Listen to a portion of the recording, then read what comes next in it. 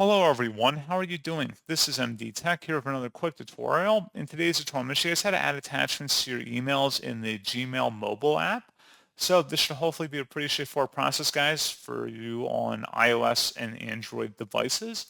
And without further ado, let's go ahead and jump right into it. So just like you were composing a normal email, you want to go ahead and select the paperclip icon up at the top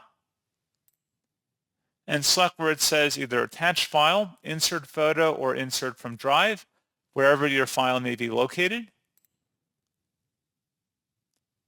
And then you just would locate it in a list and you'd be able to attach it directly to your email.